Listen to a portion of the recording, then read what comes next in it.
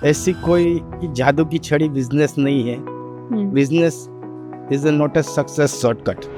आज की डेट में एआई है और लोग बोलेंगे एआई जॉब खा जाएगा, बिजनेस खा जाएगा। मैं बोलता हूँ एआई सीखने वाले बिजनेस ले जाएंगे, जॉब ले जाएंगे। डॉक्टर महेश वसोया हमारे आज के गेस्ट ने 15 साल में एक भी पीपीटी नहीं बनाई, मार्केटिंग पर लगभग जीरो खर्च किया और फिर भी 550 प्लस क्लाइंट्स के साथ करोड़ों का बिजनेस खड़ा कर कि दिया। पहले था सर्वाइवल, कि हमने बिजनेस स्टार्ट किया है, सर्वाइवल करना है, तो सर्वाइवल के लिए एक टारगेट था।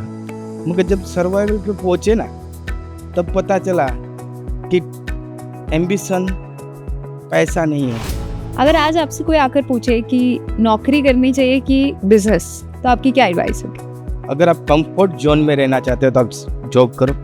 अगर आप अनकंफर्ट, अनसर्टनली सब फेस करने के लिए तैयार हो तो आप बिजनेस करो। काफी मोटिवेटेड इंसान लगते हैं सर आपके। मूवी से मोटिवेशन मिलता है आपको? कोई मूवी से मोटिवेट, सेल्फ मोटिवेटेड होते हैं। तो क्वालिटी उसको बोलते हैं। मेरे ख्याल से quality, your customer need and expectation u fulfil is a quality. Consultant की आज सबको जरूरत है। आप मानो या ना मानो, रिलायंस भी कंसल्टेंट रखती है। सीखना बंद कर दे तो बिजनेस बंद, पर सीखने का तो कोई अंत ही नहीं है। तो बिजनेस का कोई एंड नहीं है।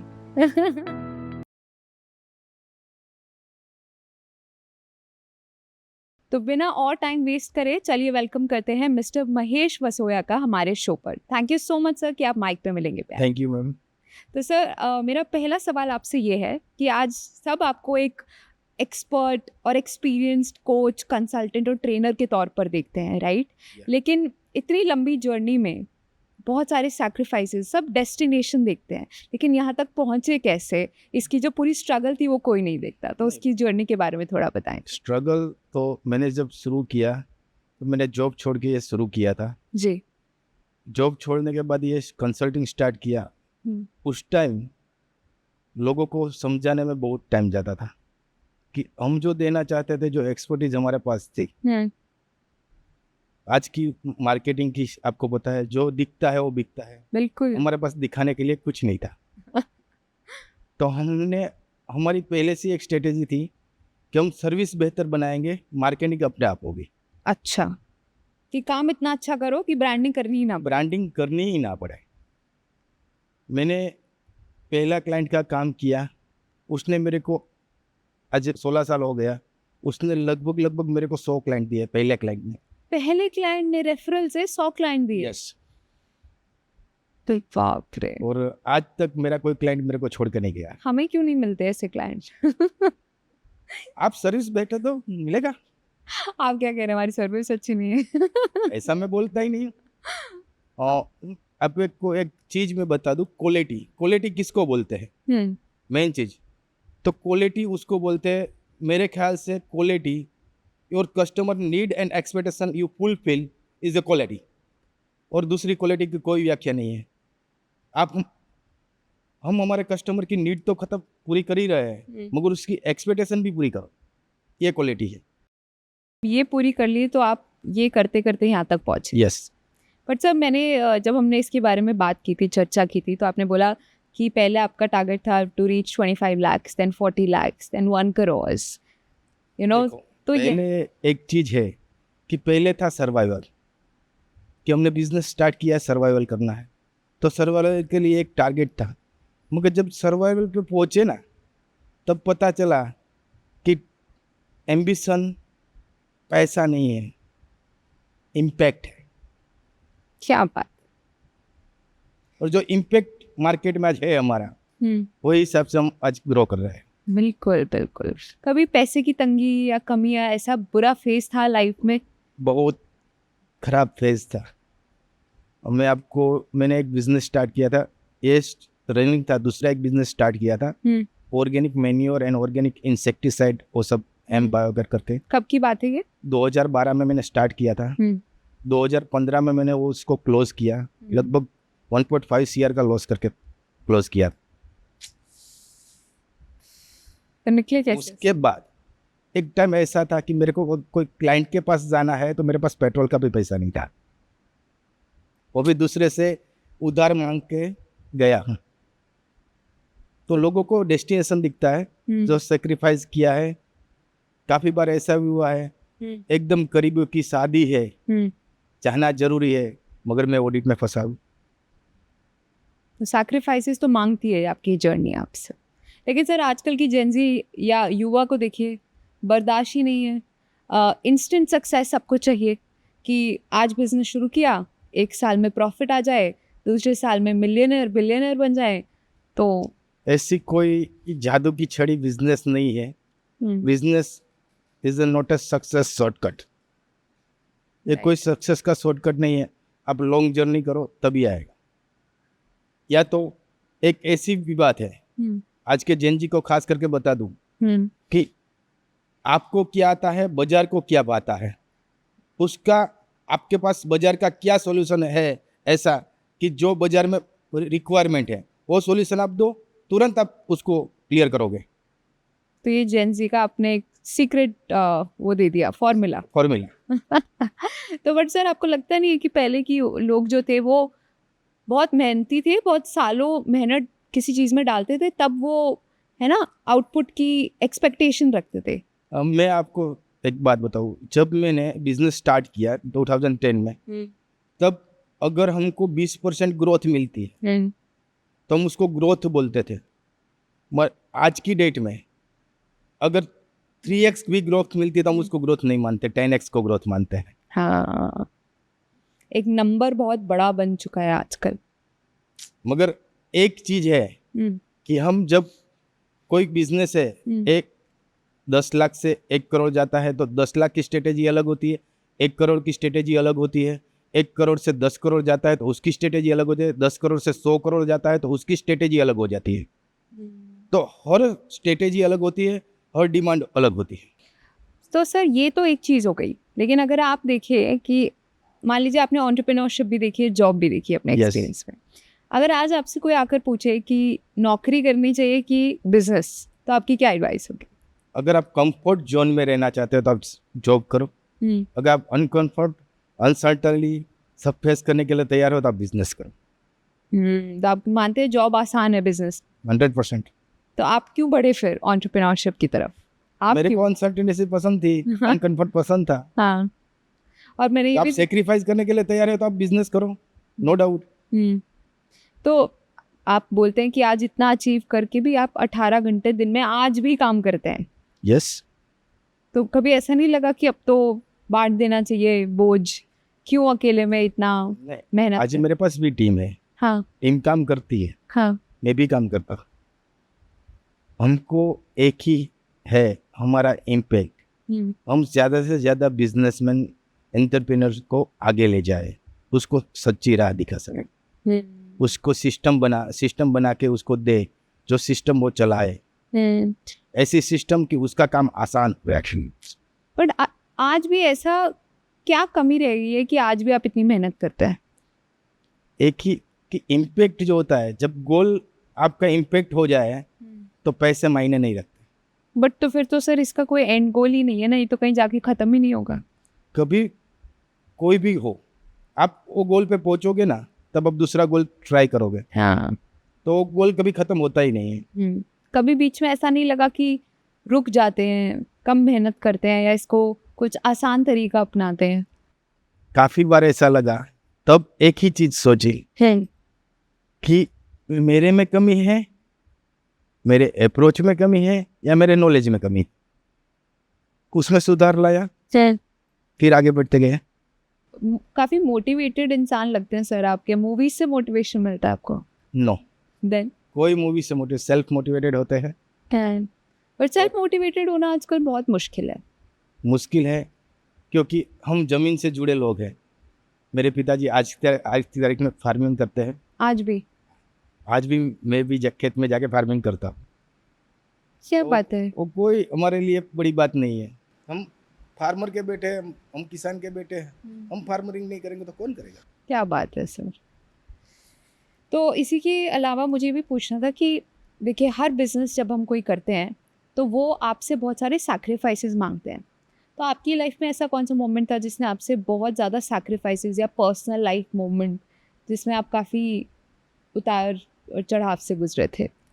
मैं आपको एक सिंपल बात बताऊँ। अभी रिसेंटली बात है, लास्ट ईयर वियतनाम ऑडिट का इतना लोड था कि हमारी टीम एक एक दिन में 4-4 5-5 ऑडिट कर रही थी।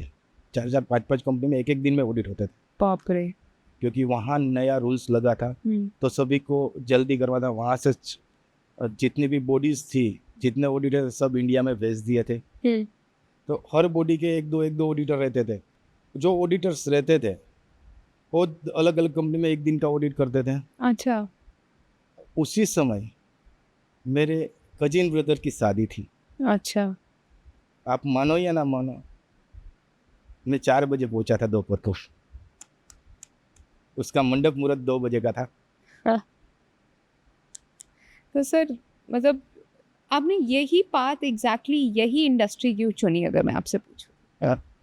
मेरा एक, मैंने पहले ही बताया तो आपको क्या आता है, तो मेरे को सिस्टम बनाना, इंटरनेशनल स्टैंडर्ड को किसी सिंपल तरीके से इम्प्लीमेंट किया जाए, वो मेरे को अच्छे से आता था। अच्छा। तो मैंने वही मेरा बिजनेस बना लिया, उसका सॉल्यूशन लोगों को दिया। तो शुरुआत कहाँ से हुई थी? 2010 में मैं मल्टीनेशनल कंपनी में काम किया, तो वहाँ सब स्टैंडर्ड सब आए, सब देखे, उसमें थोड़ी रुचि जगी, तो उसमें थोड़ा ज़्यादा नॉलेज लिया, इंफॉर्मेशन ली, तो बाद में पता चला ये तो अपनी स्किल है, क्योंकि सिस्टम तो पहले भी बिठाते थे। हाँ, बट सर ऑल्सो आप मिस्टर महेश नहीं बल्कि डॉक्टर महेश भी है, आपने पीएचडी भी किया है मुझसे। Yes. तो व्हाट वाज योर एक्सपर्टीज, क्या टॉपिक था आपका subject? Corporate training and quality insurance में पीएचडी किया है अमेरिकन मैनेजमेंट यूनिवर्सिटी से। वाओ, तो जब इतना अच्छा चल रहा था बिजनेस, पीएचडी नहीं, सीखना बंद कर दे तो बिजनेस बंद, ये मेरा मानना है। पर सीखने का तो कोई अंत ही नहीं है। तो बिजनेस का कोई एंड नहीं है। ऐसी क्या सर मतलब क्वालिटी या ऐसी कौन सी चीज़ है जो इंसान को इतना मोटिवेटेड रख सकती है जितने अभी आप हो? भूख, सीखने की भूख। जिसके पास लर्निंग की भूख होगी ना, वो सेल्फ मोटिवेटेड ही रहेगा। अच्छा, ये आपने हमेशा से थी या बिजनेस की वजह से बनी? नहीं, पहले से ही। पहले से ही थी। मैंने जब जॉब भी की तब मैंने कभी नहीं सोचा कि मैं जॉब कर रहा हूँ, मेरा खुद का बिजनेस है, वही सोच के किया। वही सोचा था। बट सर आज जैसे आप इस फील्ड में आए और अपने सिस्टम बनाने की बात करी, तो जब हम कॉर्पोरेट ट्रेनिंग्स या कोचिंग की बात करते हैं, हमारा देश आज इंग्लिश से बहुत ज़्यादा इंस्पायर्ड है। तो जब भी हम किसी ट्रेनिंग या कोचिंग की बात करते हैं तो हम उम्मीद करते हैं एक एक्सपर्ट आएगा, अंग्रेज़ी में हमें ट्रेन करेगा, हमें बहुत कुछ सीखने को मिलेगा। कभी आपने उन लोगों जैसा बनने की कोशिश करी? नहीं, मैं जो हूँ वही हूँ। मैं भी इंग्लिश बोल सकता हूँ, ऐसा नहीं कि इंग्लिश नहीं बोल सकता हूँ, मगर मेरा मानना ये है कि लेमन लैंग्वेज में अगर किसी को समझाना है तो अपनी लैंग्वेज में समझाना, वो सबसे ज़्यादा इम्पेक्ट होगा। चीज़ बता दूँ, वर्ल्ड का सबसे बड़ा मैन्युफैक्चरिंग हब चाइना है जी, बराबर। 80% चाइनीज लोगों को इंग्लिश नहीं आती है, फिर भी चल रहा है। बिल्कुल। वर्ल्ड की जापान सेकंड थर्ड इकोनॉमी है, वहाँ आपको कोई लिटरेचर इंग्लिश में नहीं मिलेगा। इवन ऑडिटर ऑडिट करने जाएगा तो उसको जापानीज लैंग्वेज में मिलेगा। फिर हमारा देश इतना क्यों इंग्लिश से इंस्पायर्ड है? मेरा मानना यह है कि जहाँ जहाँ अंग्रेजों ने राज किया वहाँ वहाँ इंग्लिश की थोड़ी ज़्यादा हो गई। और साथ ही साथ इंग्लिश तो चलिए एक चीज़ है, आपने, मैंने सुना है कि जब आप ट्रेनिंग देने जाते हैं आप पीपीटी भी नहीं बनाते? मैं आपको एक सिंपल चीज़ बताता हूँ, आपको इन्फॉर्मेशन देनी है कि उसके प्रॉब्लम सॉल्व करने हैं। प्रॉब्लम सॉल्व करने, तो पीपीटी से इन्फॉर्मेशन निकलेगी, प्रॉब्लम सॉल्व नहीं होगा। मेरा ये मानना है। सही। मैं जाता हूँ, उसके फ्लोर पे जाता हूँ, चक्कर लगाता हूँ, वहाँ मेरे को जो जो गलतियाँ मिले उसकी फ़ोटो खींचता हूँ और उसी टॉपिक पे बात करता हूँ जहाँ प्रॉब्लम है। जहाँ प्रॉब्लम। तो हम प्रॉब्लम देखो, ट्रेनर, टीचर, ट्रेनिंग तो सबको, मोटिवेशनल स्पीकर आज बरमार है, बराबर है। ट्रेनिंग तो सब कुछ देते हैं। ट्रेनिंग एक टीचिंग है, आप इंफॉर्मेशन दे रहे हो। Consultant is a problem solver. Right. तो हमने कभी हमको ट्रेनर बोला ही नहीं है, हम कंसल्टेंट के रूप में ही काम करते हैं। अच्छा, तो जब आप प्रॉब्लम सॉल्व करते हैं, मान लीजिए आप एक कंपनी में गए, आपने चंद प्रॉब्लम्स आइडेंटिफाई कर ली एज अ कंसल्टेंट, तो जिस ऑडियंस के या जो वहाँ की पूरी टीम है, एम्प्लॉयज़ हैं, जब वो आपके आगे बैठते हैं तो बिठाया तो उन्हें ज़बरदस्ती जाता है, Yes. Right? No employees open to training और कंसल्टिंग। तो क्या वो आपको ग्रिल या चैलेंज करते हैं रिवर्स में? बहुत सारे होते हैं हाँ, वो उसमें। पर एक बात बताऊं, जब आर्ग्यूमेंट आप इमोशनल होते हो तब आर्ग्यूमेंट बढ़ती है, जब आपके पास डेटा है तो आर्ग्यूमेंट खत्म हो जाती है। लाइन ड्रॉ हो जाती है। हम डेटा के बेस पे बात करते हैं किसी से भी, तो वहाँ कोई आर्ग्यूमेंट नहीं, तो डेटा उसका वही दिखा रहा है, हमने तो कहीं बनाया नहीं है। तो कंपनी को वही दिखता है, कंपनी ट्रेनिंग क्यों करवाती है? नॉलेज के लिए नहीं, उसके जो प्रॉब्लम्स है वो सॉल्व करने के लिए। और ज़्यादातर मैं ट्रेनिंग देता हूँ तो आप जो पीपीटी बोल रहे हो उसकी जगह मेरे पास पीडीएफ रहती है। अच्छा, पीडीएफ क्या रहती है? तो बाजार में आपके बिजनेस में कौन सा नया स्टैंडर्ड है, अच्छा। उसकी नॉलेज हम देते हैं, वो नॉलेज हो जाती है। मैं आपको एक चीज़ बताऊँ, हम संतोष नायर जी बहुत अच्छे से बोलते हैं, DIKW। अच्छा। डी मतलब डेटा, आई मतलब इंफॉर्मेशन, के मतलब नॉलेज एंड डब्ल्यू मतलब विजडम। क्या बात है। तो आप कोई भी बात, आज हम दोनों बात कर रहे हैं, 24 घंटे बाद आपको 95% आपके मेमोरी में नहीं होगा, सिर्फ 5% रहेगा, रिटेन नहीं होगा, रिटेन नहीं होगा। वो ह्यूमन साइकोलॉजी है। तो संतोष नायर जी बोलते हैं कि आपने जो भी सुना उसको आप कहीं पे लिख लो, शाम को आपके पास डेटा आया, उसमें आप इंफॉर्मेशन बने, अब दूसरी बार पढ़ोगे तो आपका नॉलेज बनेगा, और वो नॉलेज का आप अपने काम में यूज करोगे तो विजडम होगा। क्या बात है। तो ये मंत्र आप भी यूज़ करते हैं और ये एम्प्लॉयज़ को भी ये ट्रेनिंग देते हैं। क्या बात है। तो बट सर मतलब इतनी सारी इंडस्ट्री से मिले हैं, इतने सारे बिजनेस ओनर से मिले हैं, तो जो ये सिस्टम फेल हो रहा है या कुछ बिजनेस अच्छा नहीं कर रहे, क्या कारण है इनके फेल होने का? हाँ, फेल्यूर का कारण एक तो मैं मानूंगा जो उसका ओनर है उसका ईगो और उसका ना सीखने की दानत। ईगो और ना सीखने की दानत। अच्छा। मेरे को सब कुछ आता है, ये ईगो है। हाँ। मैंने 10 करोड़ तक पहुंचाया, मैं 100 करोड़ तक नहीं पहुंचा सकता, पर 10 करोड़ तक स्ट्रेटेजी अलग लगती है, 100 करोड़ तक स्ट्रेटेजी अलग लगती है। और खेला। वहीं जो प्रॉब्लम आती है, मैं आपको क्लियर बताता हूँ कि 10 करोड़ आज किसी का है, उसका अगले साल 30 करोड़ हो गए, वही सिस्टम चला रहा है, तो जाए होगा क्या? जब मार्केट में जाएगा तो सर्विस नहीं मिलेगी फ्री, क्योंकि सिस्टम तो वही है। सिस्टम 10 करोड़ की है, आप 30 करोड़ का काम कर रहे हो, तो मार्केट से कंप्लेन आएगी, कंप्लेन आएगी तो कस्टमर रिटर्न नहीं होगा, ट्रू ट्रू, तो वहाँ बिजनेस फेल होते हैं। क्या बात है। बट सर एक अगर हम कुछ नंबरों की बात करें तो मैंने देखा कि आप 10x ग्रोथ प्रॉमिस करते हैं। हम 10x ग्रो कभी प्रॉमिस नहीं करते हैं। क्यों? हम ये नहीं बोलते कि हम आपको 10x, क्योंकि 10x के लिए काफ़ी सर्कल काम करते हैं, बाजार भी देखा जाता है। आज की डेट में मैं आपको बोलूँ, इस साल किसी को 10x ग्रो करना है तो बहुत मुश्किल हो जाएगा जो एक्सपोर्ट करता है। अच्छा। क्योंकि हॉर्मोन स्ट्रीट बंद है। हाँ। अब जिसका ईरान, इराक, सऊदी अरेबिया से बिजनेस है, उसका तो 10x की जगह डाउन पड़ा हुआ है, 10x नीचे से डाउन है। तो मार्केट भी करती है, बट हमारे जो क्लाइंट्स है वो कहते हैं कि आपकी इस वजह से हमने ये किया, इतना ग्रो किया, तो हम कहीं दावा नहीं करते 10x का। अच्छा, कोई ऐसा प्रॉमिस नहीं, वो डिपेंड करता है बहुत सारे फैक्टर। यस, फैक्टर के ऊपर डिपेंड करता है। ओके। कोई क्लाइंट्स है तो जब आपके पास आता है वो आपको ये बताता है कि उन्हें इस चीज़ की रिक्वायरमेंट है, तो आप स्ट्रैटेजी कैसे शुरू करते हैं? पहले तो हम उसकी रिक्वायरमेंट समझते हैं कि उसकी रिक्वायरमेंट क्या है, उसकी नीड क्या है, वो हमसे क्या चाहता है। अच्छा। उसके बेस पे हम उसकी स्ट्रेटेजी तैयार करते हैं। ओके। काफ़ी क्लाइंट्स मेरे पास आते हैं कि मेरे को सिर्फ ऑडिट क्लियर करवाना है, तो हम उसी सब से काम करते हैं। काफ़ी क्लाइंट्स आते हैं कि मेरे को सिस्टम बिठा के कंप्लीट करना है, तो हम इसी सब से काम करते हैं। अच्छा। तो हर स्ट्रेटेजी हर इंडस्ट्री के लिए अलग अलग रहती है। बट सर जब आप इस फील्ड के इतने एक्सपर्ट रह चुके हैं, आपने हर तरीके का स्किल देखा है, तो जो ये व्यूअर्स आज ये देख रहे हैं, ऐसे कौन से चंद स्किल्स हैं आने वाले टाइम पे या आज में जो किसी भी इंसान को 0 to crores के बिजनेसेस में लेकर जा सकते हैं? सिंपल बताता हूँ, आज की डेट में एआई है और लोग बोलेंगे एआई जॉब खा जाएगा, बिजनेस खा जाएगा। मैं बोलता हूँ एआई सीखने वाले बिजनेस ले जाएंगे, जॉब ले जाएंगे। जिसने सीखना बंद किया उसका बिजनेस बंद। कहते हैं ना एआई ऑगमेंटेशन, मतलब एआई सपोर्ट करेगा आपको आगे बढ़ने के लिए, वो आपको रिप्लेस नहीं करेगा। मैं आपको एक सिंपल उसको लेमन लैंग्वेज में लेता हूँ। एआई आपको इन्फॉर्मेशन देगा, डिसीजन नहीं लेगा। डिसीजन तो आपको ही लेना पड़ेगा। राइट, वो ह्यूमन टच जो उसमें है वो नहीं बहुत मिलेगा। जरूरी। और इसके अलावा कोई और स्किल? काफ़ी स्किल्स है।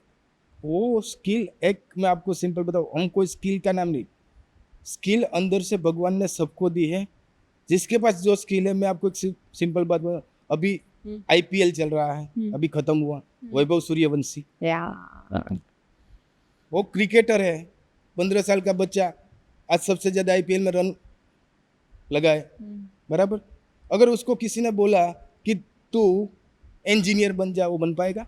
नहीं, तो उसको खुद को ढूंढना है कि मेरे को क्या आता है। अपनी कला को आइडेंटिफाई। पहले ही मैंने बोला कि आपको क्या आता है, बाजार को क्या आता है, उसमें से आप कौन सा प्रॉब्लम का सॉल्यूशन कर सकते हो, वही आपका बिजनेस है।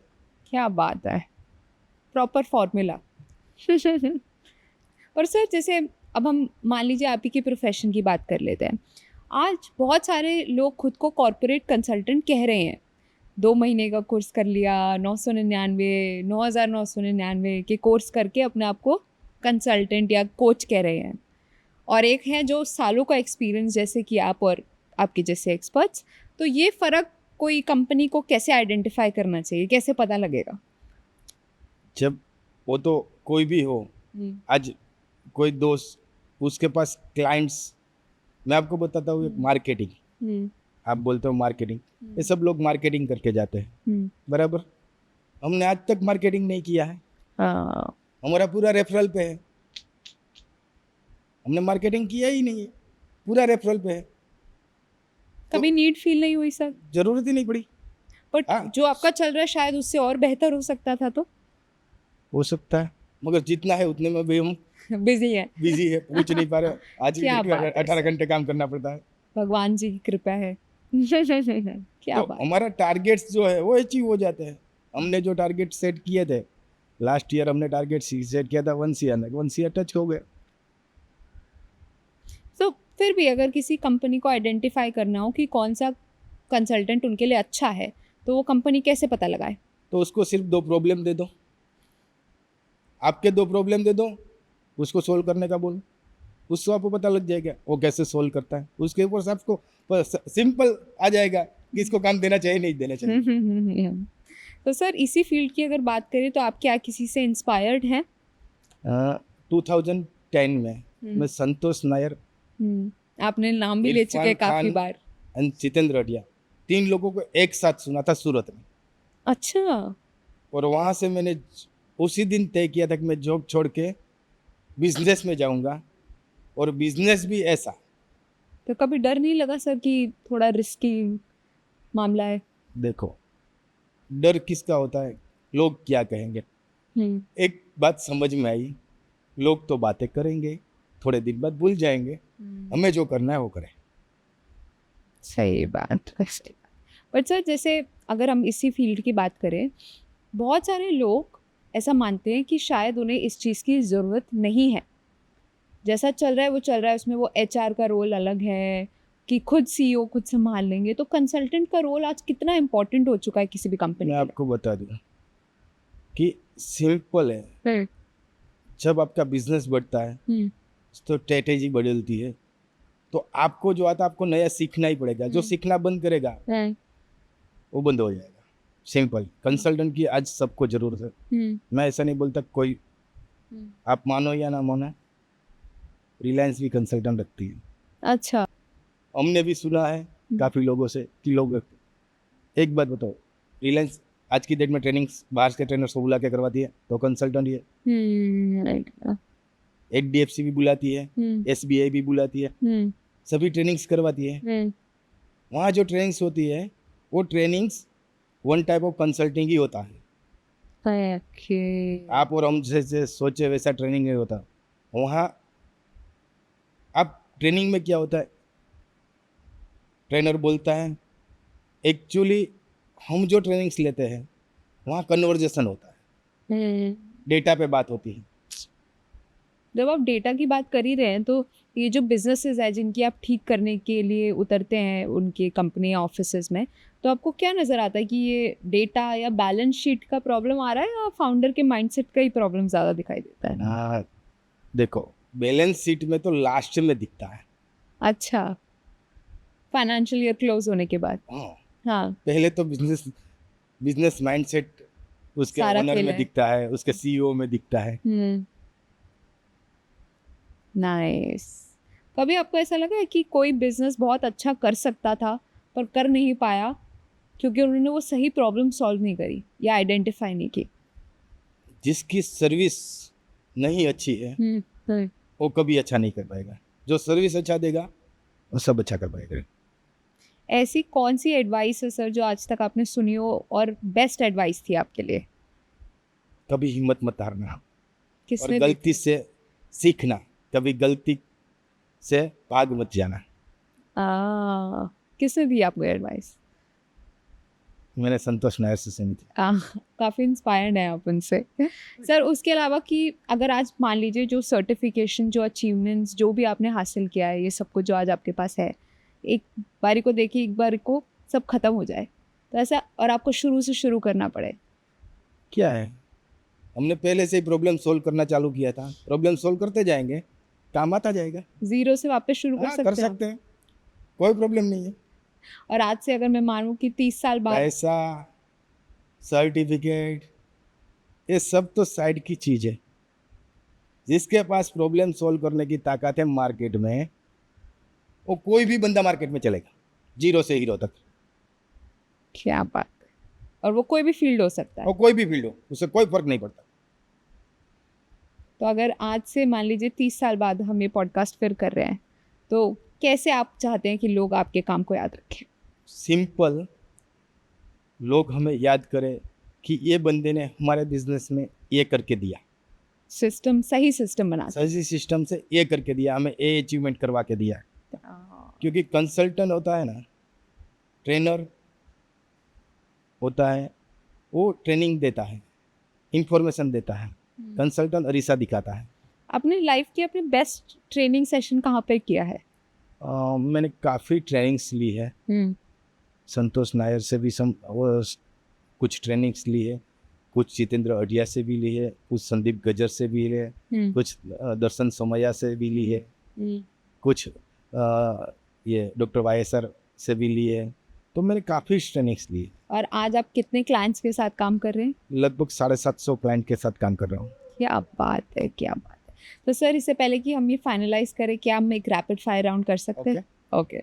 तो आज बिजनेस में ज़्यादा खतरनाक क्या है, कम नॉलेज या कम कॉन्फिडेंस, या ज़्यादा कॉन्फिडेंस? ज़्यादा और कम कॉन्फिडेंस। कम नॉलेज तो सीखा जा सकता है, नॉलेज लिया जा सकता है। हाँ, तो नॉलेज कम, वो नॉलेज नहीं है। ईगो, मेरे को आता है, वो सबसे जब दिक्कत आपको वाला। ओनर ऐसा बोलते हैं, आप क्या करिए, छोड़ के निकल जाता है?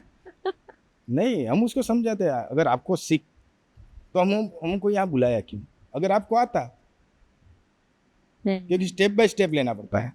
कि आप किस चीज़ के लिए हैं फिर? जब बिजनेस गिरने लगता है, पहला डाउट किस पर आता है, मार्केट पे या मालिक पर? मालिक के ईगो पे, आप उसके पीछे माइंडसेट पे। पड़ते हैं। आजकल ज़्यादा बिकता क्या है, असली नॉलेज या अच्छी ब्रांडिंग या पैकेजिंग? देखो, ब्रांडिंग अच्छी होगी, बिकेगा, हाँ, टूट जाएगा, मगर आपकी क्वालिटी अच्छी होगी तो लॉन्ग टाइम टिकेगा। आजकल ज़्यादा क्या बिकता है, असली नॉलेज, अच्छी ब्रांडिंग या अच्छी पैकेजिंग? बिकता तो आजकल अच्छी नॉलेज, अच्छी ब्रांडिंग और मार्केटिंग, पैकेजिंग बिकता है, मगर वो लॉन्ग टिकता नहीं है। अगर आपको लॉन्ग टिकाना है तो असली knowledge, original products and quality, वही टिकेगा। ओके। एक लाइन में जवाब, फ्लुएंट इंग्लिश या सॉलिड एक्सपर्टीज, क्या ज़्यादा सॉलिड मायने? एक्सपर्टीज। आप एग्जाम्पल हैं उसके। ज़्यादा बिजनेस किसने बर्बाद किए हैं, एक गलत कंसल्टेंट ने या एक फाउंडर के ईगो ने? ज़्यादातर मैं तो बोलूँगा दोनों। दोनों गलत कंसल्टेंट है तो भी बिजनेस डाउन जाता है, और फाउंडर का ईगो है तो भी डाउन जाता है। ये तो राजा और सेनापति वाली बात हो Yes. गई। अगर आप भारत के हर एंटरप्रेन्योर की एक आदत बदल सकते आज तो वो क्या होती? सीखना बंद मत करना। क्या बात है। आपको ज़्यादा इरिटेट क्या करता है, बहाने बनाने वाले लोग या सीख के छोड़ देने वाले लोग? नहीं सीखने वाले लोग ज़्यादा इरिटेट करते हैं। एक सेंटेंस में बताइए महेश वसोया की सबसे बड़ी सुपर पावर आज क्या है? नॉलेज, उसकी एक एक्सपर्टीज। क्या बात है। अगर आपको पूरे भारत के बिजनेस ओनर को सिर्फ 10 सेकंड का मैसेज देना हो तो आप क्या देंगे? सीखना बंद मत करो। ठीक है सर, करोड़पति बनना मुश्किल है या करोड़पति बने रहना? करोड़पति बनना मुश्किल नहीं है, हाँ। बने रहना मुश्किल है। क्या पैसा इंसान को बदल देता है या एक्सपोज कर देता है? एक्सपोज करता है। कैसे? तुम्हारे सामने है। कैसे? कोई भी आदमी बदलता कभी नहीं है। हाँ। आदमी की फितरत होती है वही रहती है। पैसा आने से वो एक्सपोज होता है, असलियत आ गया। असलियत आगे आती है। क्या हर एंटरप्रेन्योर सक्सेसफुल हो सकता है? यस, उन्हें महेश जी की जरूरत है। 100%। हार्ड वर्क ओवररेटेड है या अंडररेटेड है? हार्ड वर्क ना तो ओवररेटेड है ना तो Underrated. अंडररेटेड है। स्मार्ट वर्क के साथ आप हार्ड वर्क करो, वो इज बेस्ट। वाह। क्या बिना डिसिप्लिन के टैलेंट बेकार है? यस, ओ। अगर आपके पास डिसिप्लिन नहीं है तो आपका टैलेंट बेकार है। क्या बिजनेस में इमोशनल लोग ज्यादा फेल होते हैं? यस, आपको लगता है ऐसा? यस 100%। क्योंकि इमोशनल जहाँ आता है वहाँ आर्ग्यूमेंट आता है। आर्ग्यूमेंट में आते हैं, वो इमोशनल आर्ग्यूमेंट कभी ख़त्म नहीं होते। जहाँ डेटा पे बात होती है वहाँ आर्ग्यूमेंट नहीं होते, वहाँ ख़त्म। ट्रस्ट कमाना मुश्किल है या पैसा? ट्रस्ट। अच्छा, आपकी लाइन में आपने ये देख लिया। यस, क्या मोटिवेशन टेम्पररी ड्रग है या मोटिवेशन हमेशा रहना चाहिए वाली चीज़ है? देखो अगर आप दूसरे से ले रहे हो तो मैं मानता हूँ कि कोई भी मोटिवेशनल स्पीकर को आप सुनने जाओ 30 दिन से ज़्यादा आप में मोटिवेशन नहीं रहेगा। अगर कल एआई कंसल्टेंट को रिप्लेस कर दे तो महेश जी क्या करेंगे? हम AI सीख लेंगे। AI क्यों रिप्लेस करें? अरे वाह, क्या बात। क्या भारत में इंग्लिश को नॉलेज से ज़्यादा इंपॉर्टेंस मिलती है आज भी? मिलती है, मगर मैं उसमें एक बात बोलूँगा, इंग्लिश फ्लुएंट इंग्लिश आपको रूम में एंट्री दे सकती है, वहाँ इम्पेक्ट नहीं पा सकती। Very nice. क्या रेफरल बेस्ड बिजनेस आज भी पॉसिबल है जहाँ पे ब्रांडिंग इतनी इम्पैक्टफुल हो गई? यस 100%, आपके सामने है ये। और आपको लगता है कि लंबे समय तक चल जाएगा आगे भी? यस, आराम से। Thank you so much sir हमारे साथ पॉडकास्ट पे आने के लिए। आज के लिए आई थिंक इतना ही सवाल है मेरे पास एंड इतने अच्छे तरीके से आपने इन चीज़ों का जवाब दिया। बहुत बहुत धन्यवाद इस शो पे आने के लिए। Thank you. तो गाइज अगर हमारे आज के गेस्ट से आपके कोई भी डाउट्स या सवाल हैं तो do comment below and sir जवाब देने के लिए ज़रूर हेल्पफुल और आंसरेबल होंगे। Thank you for watching mic पे मिलेंगे। Do like share and subscribe. Thank you for watching mic पे मिलेंगे।